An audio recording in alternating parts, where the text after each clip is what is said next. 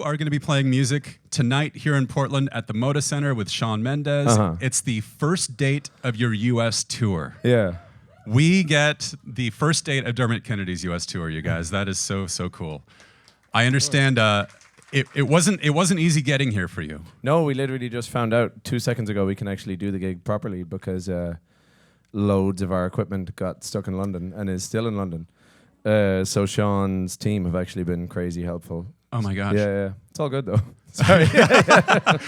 Well, on that note, so has this happened to you before? Have you had to suddenly No, use never. We've someone been else's? lucky in fairness because we travel all the time. We've been lucky. It's never gotten lost. Like this thing's happened here and there, but this is a scenario where like everything is still there. Wow.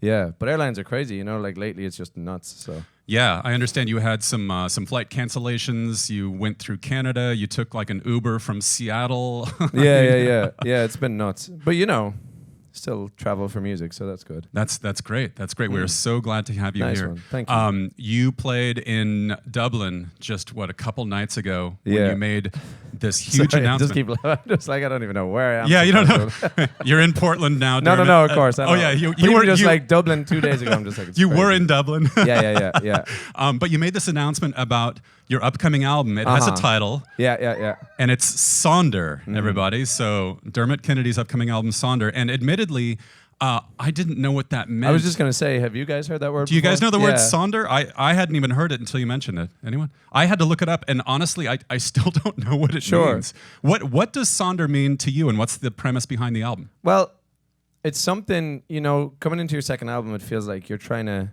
it's almost as if you're trying to grasp at something meaningful enough. Because the first one just comes to you naturally. First one all made sense. It was my whole life, all that. And then second one, you're kind of, you have this career and you've been touring and in the studio all the time, but you're trying to find something that means as much to you as that did. And for me, I found that quite difficult. I was kind of thinking like, well, I used a lot of my energy on this one. I don't know how in the space of 2 or 3 years I could sort of build up that much passion, whatever it is, again. And then the word Sonder is about the awareness that everybody, all of us, everyone out in the street, everyone you pass every day, is living a life as complex as your own, which to me, it was the first idea that just kind of really hit me because I just think I have this career where you're constantly thinking about yourself, you know.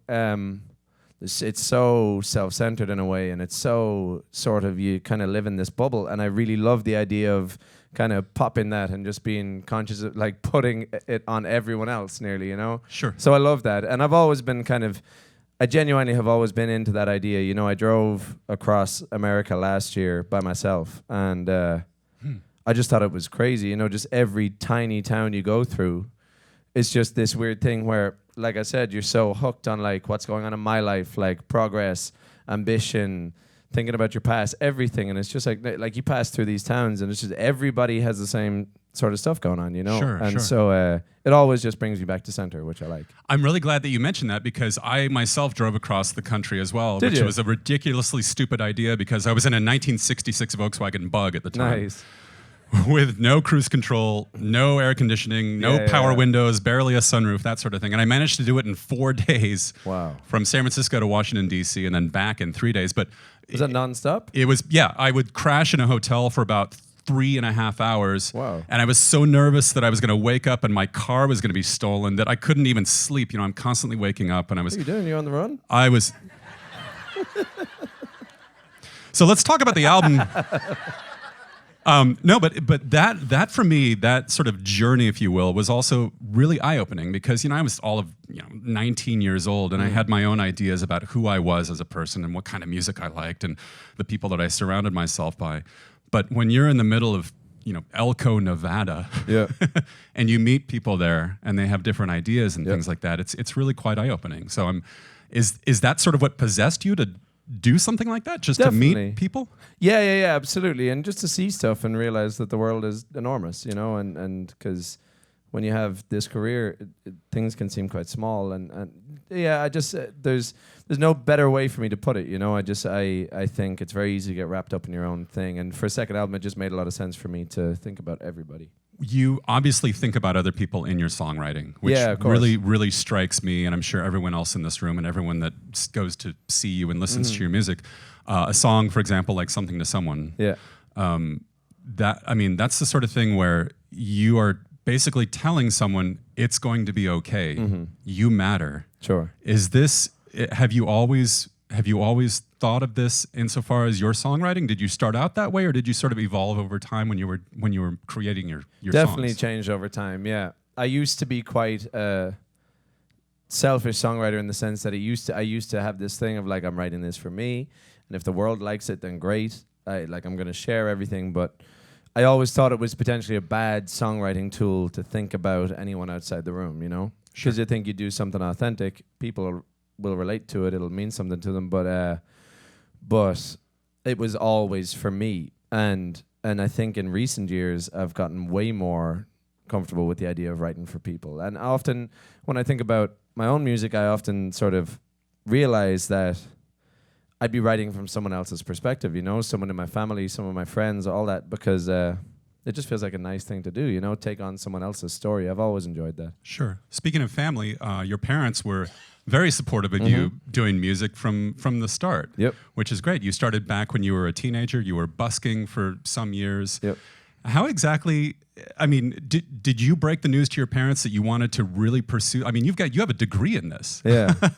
You know, and that's the thing I didn't want to do. Really? What did you want to do instead of music? See, the degree is classical music, and that was just, my mother did that application for me.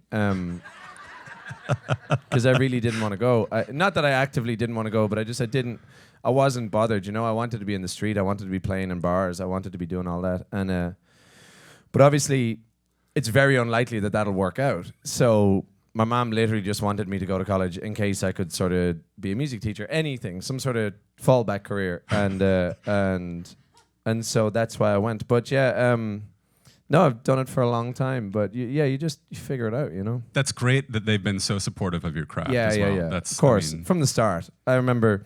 Playing in the street is huge for that, because it meant, it just meant I could do that kind of on my own time. You know, even that was lucky. It's just like you can decide when you do that. One more question for you before we'll hear some of your music. I'm a big electronic music fan, and you lent your voice to a track by Medusa not long ago, which is extremely cool. If you guys haven't heard this track, Medusa and Dermot Kennedy, it's amazing. Nice. How did that come about? Did someone reach out to you? They sent me the song, and it was just one of those ones based off instinct. I was like, this is a good idea, because that's not necessarily a genre I'm super immersed in. Sure. Something I know tons about, but just, you know, you kind of know a good song when you hear one, and you could tell when we did the acoustic versions and stuff, we were like, this is a good song, no matter what way you sort of present it. And so just had to do it. Yeah, I was driving around County Kerry in Ireland, and just got sent it, and I was like, definitely do this. Plus, it was lockdown, so I was doing nothing else. Well, we are really looking forward to the new album, Sonder. We're looking forward to seeing you tonight at the Moda Center as well, and looking forward to hearing some songs from you here in the KINK Live Studio. Dermot Kennedy, everybody. Nice one. Thank you. Thank you.